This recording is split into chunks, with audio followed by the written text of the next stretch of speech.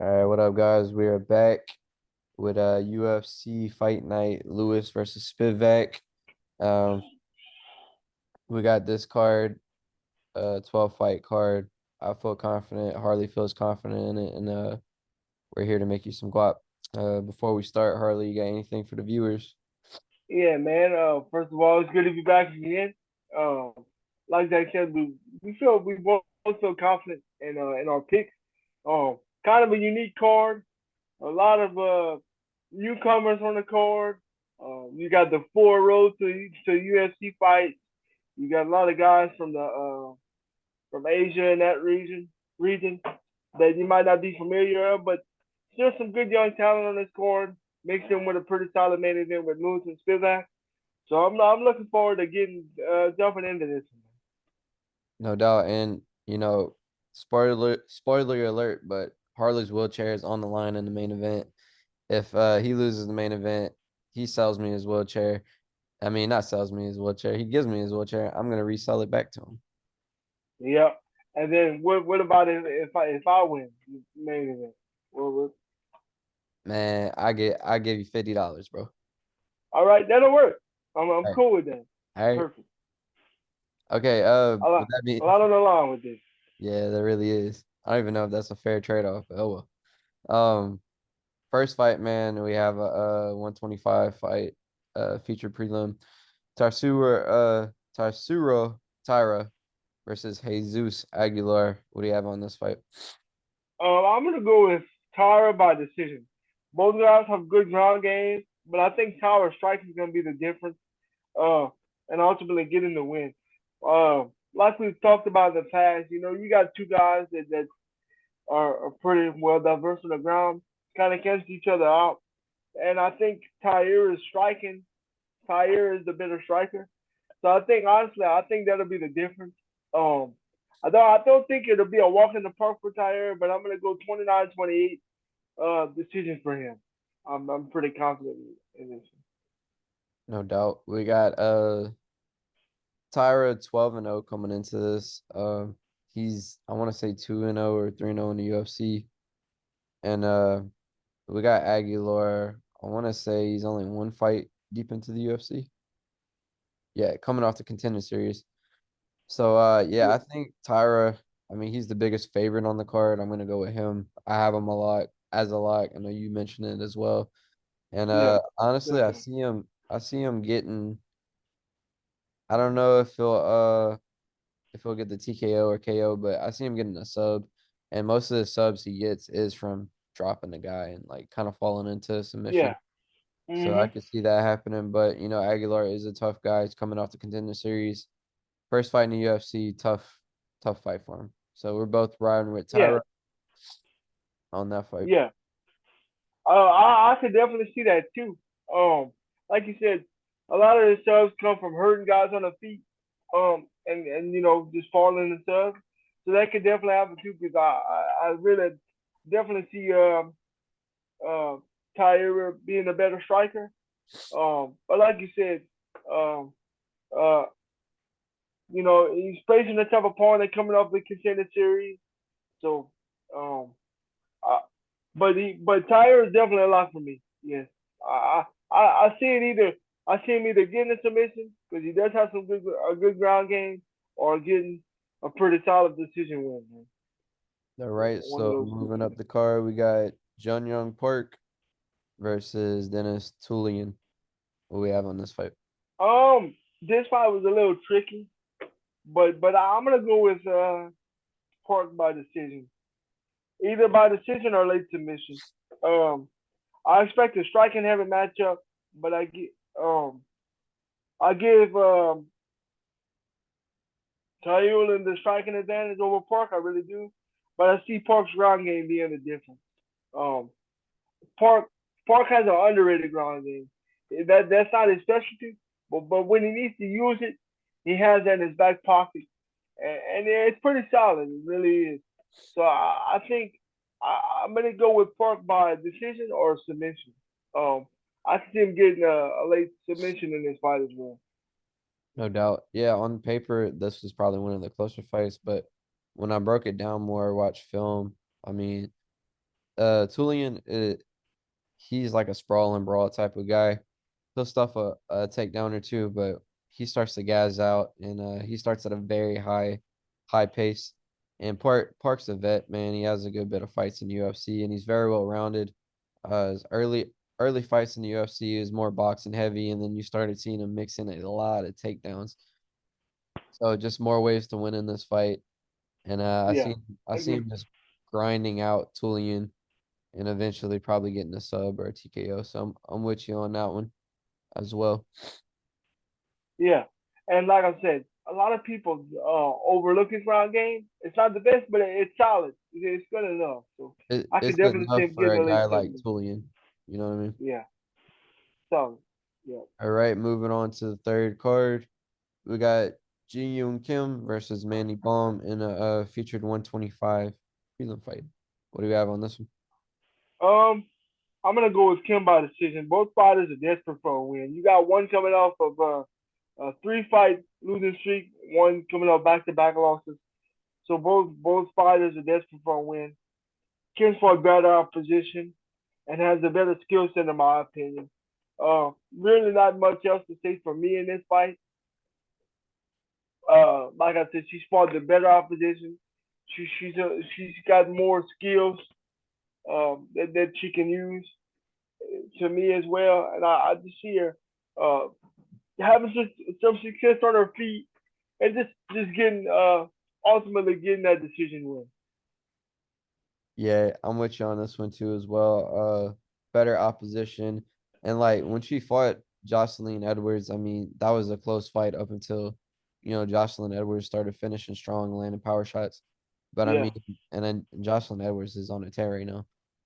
Mandy well, yeah, Baum, she hasn't fought the best competition and has lost, you know, every fight in the UFC. So I mean, if there's a cheat code to this card, obviously this was supposed to be in Asia.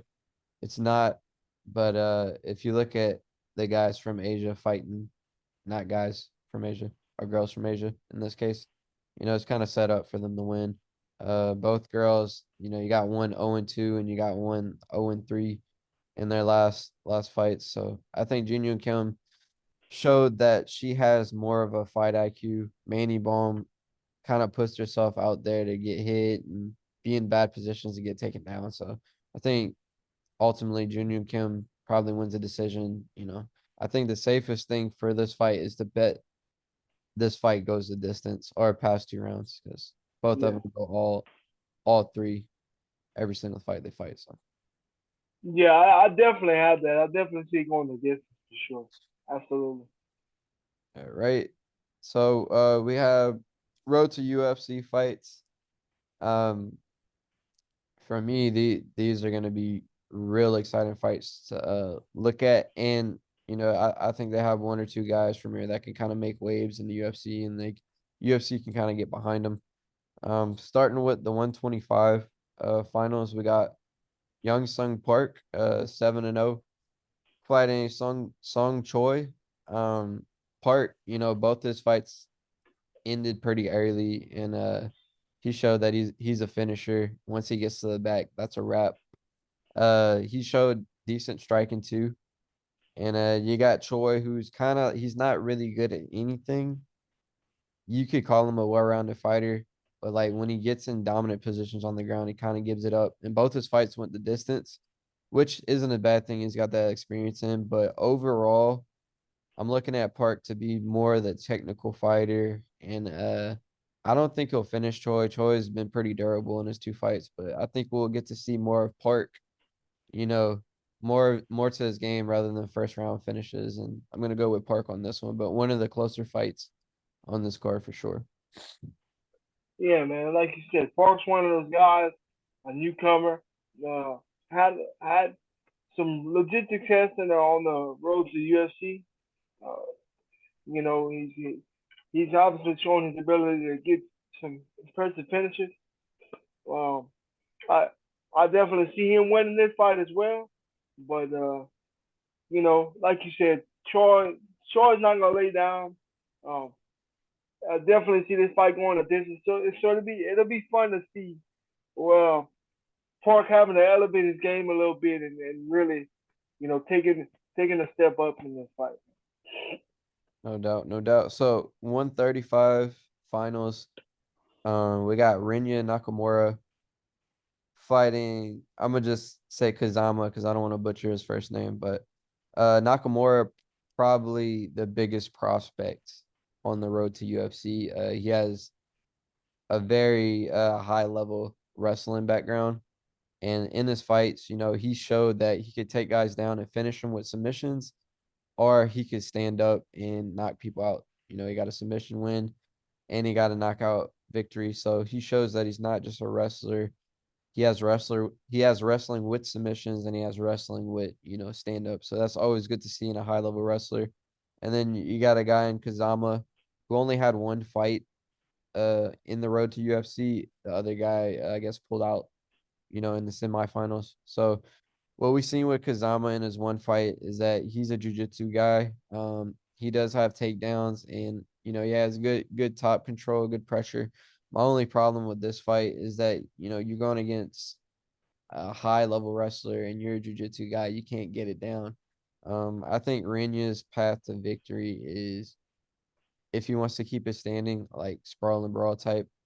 And then if he wants to take it down and just smother, he can do that too. I just don't see too many paths to victory for Kazama. He'd have to submit him, and I just don't see that happening. So I'm gonna go Nakamura on this fight.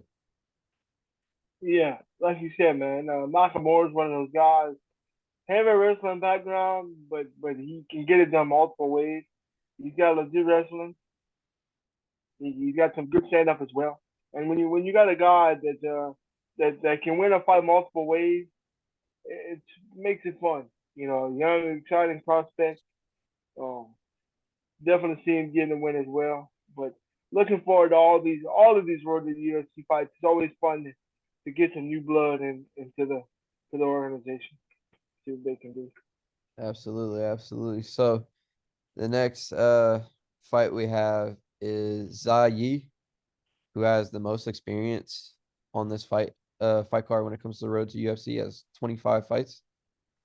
And versus Jeong Yeong Lee, whose both fights were under a minute in the road to UFC. So real interesting matchup. Zha Yi, he like I say he has the most experience, but he doesn't really fight like it.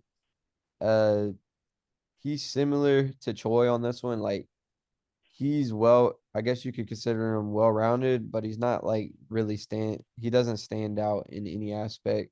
And then we have Lee, who I mean, you got him in nine and one, and there's just so many first round finishes. He's absolutely massive for this weight class. And I mean, on his back, he's throwing up arm bars right away. He has an arm bar in 36 seconds. And that isn't his first, arm bar under a minute on his record. And then he shows that he has knockout power, knocking a guy out in 42 seconds. So I feel like Yi will push Lee past, at least a minute. But I think Lee ultimately, is a finisher and gets the finish in this fight. Yeah. Um.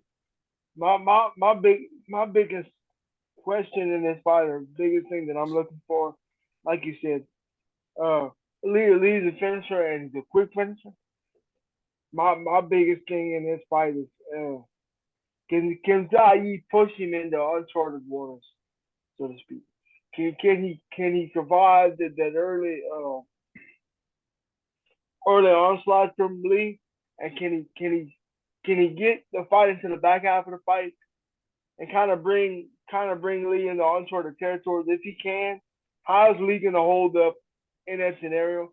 We haven't really seen him do that yet. So that if he's if Zha Yi is able to withstand that early onslaught, it could get a little interesting. Um, you know, Zha Yi is a veteran, like you mentioned, so that could be interesting. So that's my biggest thing. I I think uh, Young Lee is gonna get the stoppage, but I'm looking to see if Zha Yi can use that experience to get into uncharted territory and see if he can pull off an upset here. You know. All right, moving up the card, we have the last finals for Road to UFC at 155. We got Anshul Jubli, 6-0 guy versus Jeka Saragih, 13-2. Jubli, another guy who only had to fight one fight to get to the finals. His semifinal matchup ended up pulling out. And then we have Jeka Saragih, really a fan favorite, has been, underdog in almost every single fight, and he's pulled through and got the knockout. Jubli showed that, he has decent striking, really good takedown defense, but he is there to get hit. Saragih showed he's well-rounded, can get the takedown when he wants, and has explosive knockout power. I'm gonna go with Saragih. He's just showed me way, way more than Jubli did. Jubli's undefeated, so you got to keep that in mind. But I think Saragih, he has double amount of fights. He has knockout power, and like I said, Jubli showed he can get hit. So I think Saragih is good for the knockout on this fight. And I think out of all the guys, this is one guy where like fans are gonna go crazy over. Yeah. Like you said, Sergey's got legit knockout power. I could definitely see that happening too. Um, but uh, Jubilee's got he's undefeated for a reason. So intrigued on this matchup. Either you got a knockout artist fighting an undefeated guy, so something's got to give, man. Um, like you said, we're gonna rock with Cherokee because of his knockout power, but Jubilee's undefeated for a reason. So don't sleep on him, and we'll see what happens. But we're gonna rock with Cherokee for the knockout. All right, moving up to the main card. We have Yusaku Kinoshita coming off the Contender Series, and we have Adam Fugitt. What we have on this fight? I'm going with Kinoshita by decision. His stand up is the difference for me in this fight. But I think Fugitt could make it interesting, man. Um, he's a tough, durable guy. Yeah, he got stopped in his last fight, but before he got stopped, he was doing some good things. You know, he he makes some takedowns. He's durable. He's willing to take some shots.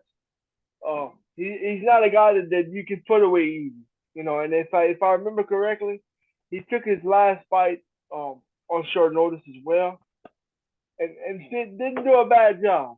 Got some takedowns, did some good things. So I am gonna go with Kinoshita uh, by decision, but I think Fugitt's got a chance in this fight, man. Don't sleep on Fugitt. Yeah, I'm gonna go with Kinoshita by absolute chaotic knockout. You You might think? see Fugitt, Okay. yeah, definitely. You might see Fugitt get like, his hands on him, get him down for a little bit, but I don't think it's gonna matter. I mean, this is when you got a guy like Kinoshita, um, I know it's completely different. This is boxing, but you see Tank take off 6 rounds to land one punch and get a knockout, and the other guy looks good up until then. Similar, this guy could be pressing Kinoshita against the cage, whatever, whatever.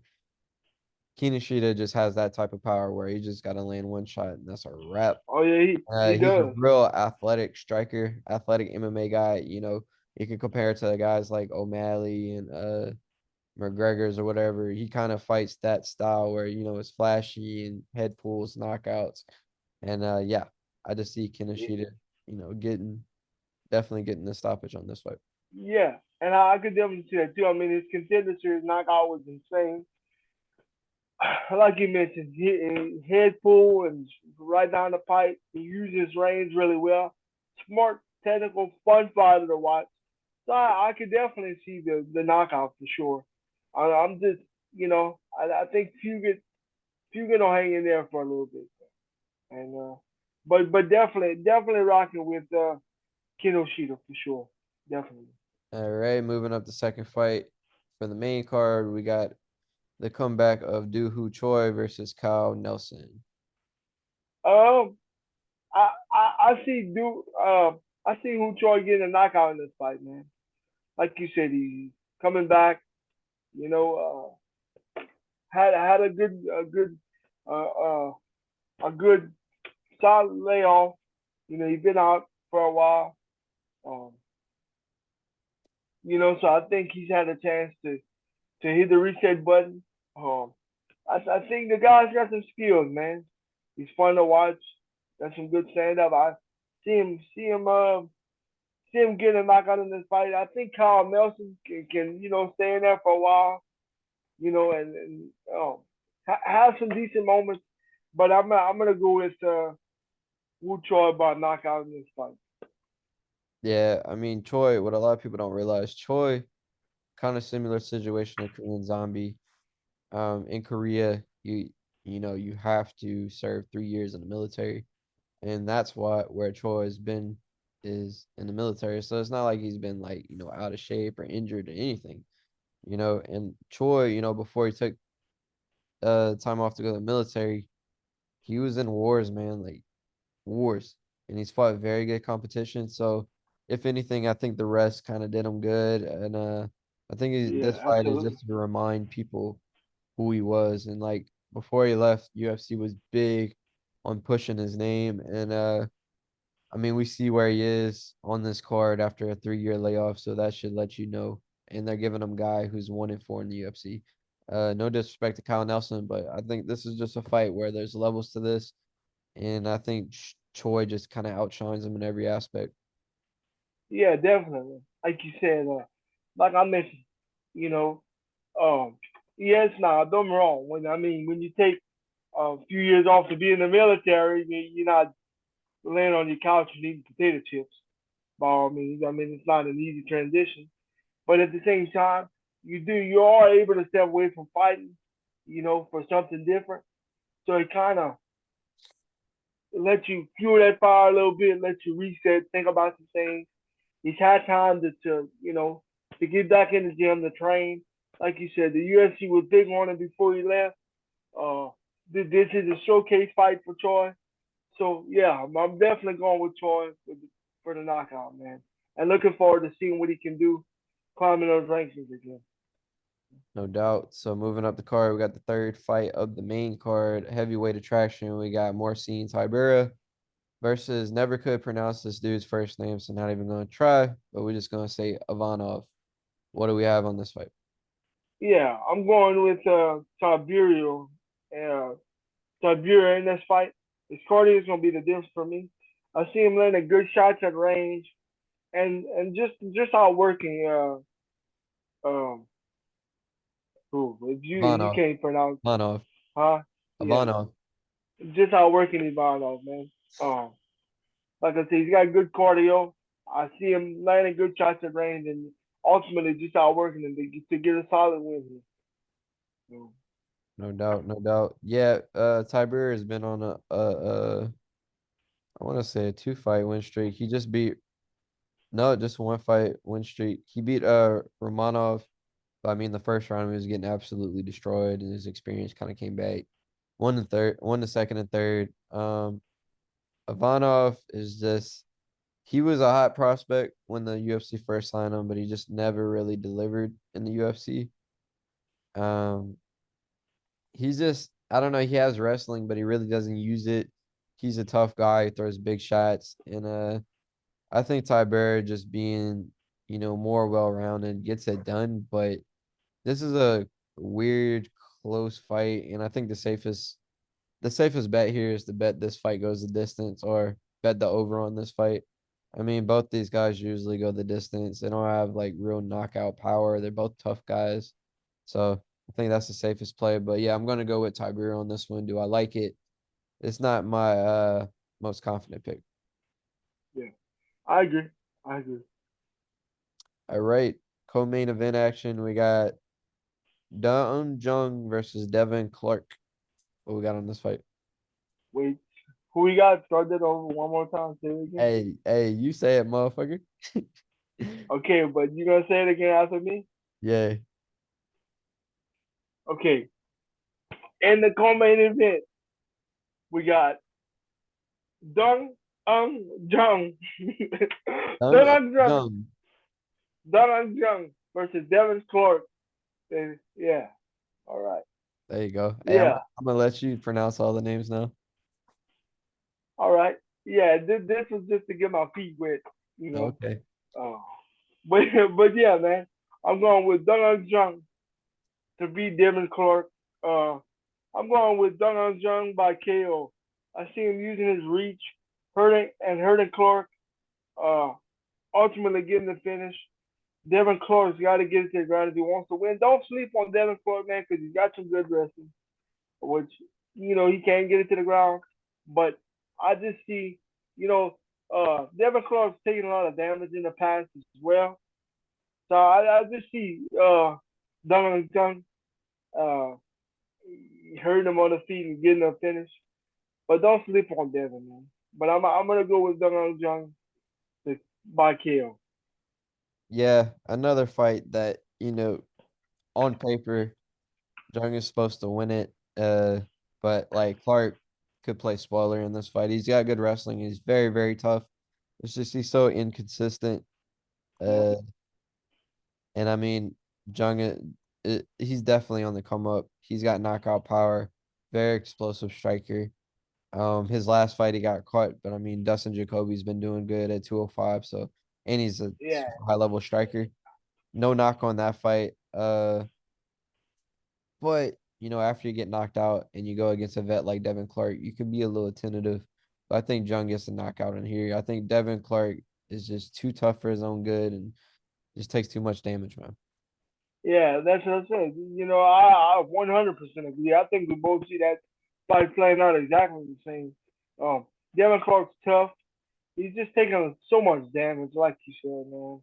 So much damage in the past. He's a good wrestler and he is a veteran. So Right. if he can use his wrestling and get it to the ground, he's got a chance. But like you said, I mean, Dong Jung for Dustin Jacoby and man, Jacoby, yeah, he lost. He got caught, but Jacoby's literally a world class kickboxer, man. Right. I mean, he's a 2-time kickboxing world champion. He's legit. He's not a good striker. He's a legit striker. So I mean, Right. that, Right. that's not nothing to sleep over. You know. No, right. Main event action. We got bragging rights. If you've been watching this whole time, you could see that we agreed on every fights before. 11 fights doesn't happen that often. There's usually 3 or 4 fights, that we see differently on. But we got, Sergey Spivak versus Derrick Lewis. It was supposed to happen probably a month or two, and it just didn't. Now we have it. Bragging rights. Who you got in this fight? Man, you know, the, you know, I gotta go with the polar bear, Sergey Spivak. Um, now Derek Lewis is getting in better shape, I don't and want the to hear thing with that. Derek, I don't want and to hear that. hold on. Now I gotta give credit where credit's due. And I know it might have seemed a couple months ago when we broke down this fight originally that I was riding off Derek Lewis, but Derek Lewis does have that knockout power. If he catches anybody, he can knock anybody. But I gotta go with Sergey Spivak, man, by TKO. I see him getting to the ground. Hold on, hold on. Not on his feet, bro. I'm saying on the ground, Oh, ground and pound. I know definitely not on the feet, bro, but damn. I just I don't know, man. I'm listening, man. Uh, State your case, man. I think the Black Beast is done. But He's gave us convince me, bro. some some wild knockouts, some great interviews. His balls stay hot. Uh, USA in his whole. Well, shout out to Derek Lewis. I love Derek Lewis. He's a great character. Been a fan of Derek Lewis. I know it might not seem like it, but I am a fan of the You Black ain't Beast no Derek goddamn Lewis. fan. I'm gonna send him this, bro. I'm gonna send him this. I am a fan of Derek Lewis. I just got to go with the polar bear, Sergey Spivak. I just, yes, Derek has had success over wrestlers in the past, but the thing is, this is a different style How, bro? with sweeps, trips. Oh man. I got to go with the polar bear, man. Ain't Now, no don't be wrong. Listen, I'm gonna say this one more thing, and I'm gonna pass it to you. Do I see Could I see Derrick Lewis catching him and knocking him out? Absolutely, because Derrick does have the striking advantage, and Sergey Sergey has some legit holes in his striking, but it's a 5 round fight. If the polar bear can get out of the first round or two, he's gonna take over and take him down and get the job done. I'm going with the polar bear. Bro, when has Derrick Lewis ever got ground and pounded on the ground and finished? When he fought, Dan Merglado was the referee, if I remember right. Or no, what was it against the cage? And then I'm Dan saying called it off. who took him down and actually like laid on top of him and pounded him out? Nobody. The only guys beating Derrick Lewis besides Daniel Cormier way back in the day, who's an Olympic wrestler and ain't even on close to Sergey Spivak, you know what I'm saying? Is strikers, bro. Strikers are beating Derrick Lewis. Not no damn wrestlers. We see it time over time again when Derrick Lewis fights a wrestler. I don't know how, but he just gets up every single time. He doesn't take damages. He went against Alexei Olenek, who has goddamn probably the most submissions at heavyweight, was put in a submission, and Olenek couldn't even finish him. You know what I'm saying? So I mean, I don't see it. I don't see This fight has got a little trickier for me, just because Derrick does look like he's in better shape. You know, he does. He could have been But in and the he's shape got that knockout he power. could have been in the shape he was last fight. He could have been in the worst shape, bro. He's gonna get taken down. He's gonna get back up. Spivak's gonna get tired. He's gonna break. And right when he's gonna break, Derrick Lewis gonna knock him out. So Derrick Lewis ain't gonna get tired. It don't matter if Derrick Lewis get tired. If he touch you, you going out.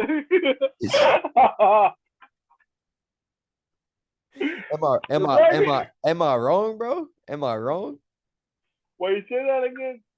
Start that It over, does please. not matter if Derrick Lewis get tired or not. The man got knockout power. So if he touch you, you going out.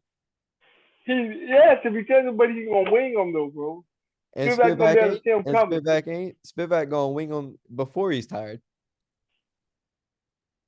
Am I lying? Derrick Lewis is definitely the better striker, but he got to catch him early. I don't think so, bro. I think you could catch him late. Spivak gonna spend a lot of energy trying to get him out there because you don't want to be in there with the Black Beast for that long. And when he starts trying to get him down and he's getting back up, I ain't saying Spivak ain't gonna take him down, but I'm definitely saying Derrick Lewis gonna be able to get back up like he always does. I Okay, think you're underestimating him, bro, on the ground. On a scale of 0 to 100, how confident are you in Derrick Lewis in this? I'm $50 confident, man. No, seriously. No, I'm On a $50 scale confident. I'm so $50. it's 50-50? You feel like it could go either way? No, bro. I'm like, shit, probably like 80, 85. 85-15 in favor of Derrick Lewis? 85% confident that Derrick Lewis is going to win and I'm going to get you a wheelchair. We're going to see. But come wrong. I'm going to have another wheelchair on standby just in case because Derrick does have that knockout power. But we're going to see. A lot of bragging rights on this fight. And it's crazy because we agreed on this whole card. Not disagreed, but we agree on how the fights are going to play out too. Yeah. But, you know, I can't go against the polar bear, especially because on Conrad and Flash MMA, shout out Flash MMA last year in Louisiana. Give the gym a follow and see what we got going on in Flash MMA. All Conrad and Flash MMA, if I go against the polar bear, I'm a man of my word. I'll stick to my gun. Right there. He's saying he want to go for Lewis, but can't. I see. Nope. I read between the lines right there. Say less, bro. Nope. The only thing that worries me just a little bit more is that Derrick looks like he's in better shape. But 5 round fight, bro. It's a 5 round fight. Hell Derrick. yeah. 5 rounds to land one punch. All right. You gonna be nervous watching this fight? kinda, because All right. we got so much on the line, bro. All right. So let's give these people the parlay, man. They've been waiting. Let's get them this money. We both agreed that Taira is a lot biggest favorite. We're gonna go with Jun-yong Kim versus Mandy Bohm to go over 2.5 rounds. We're gonna go Rinya Nakamura, one of the biggest favorites on this card as well. And then we're gonna go Marcin Tybura versus Ivanov to go over 2.5 rounds. With those four, you get plus 142. I see all these four happening. You know what I'm saying? I feel good about it. I feel good about the whole card, man. I feel like I'm about to go 12-0. Have another dub on Harley. That'll be what, 3, 4 in a row. So feeling good, man. Yeah, man. So well, hey, so if the polar bear wins, how much you get on him? Just straight up. If the polar bear wins, he's a favorite. So like really you don't get much. He's like He's a if favorite Derrick Lewis, for a reason, baby.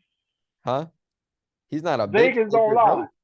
He's not a big favorite though. It's damn near almost even.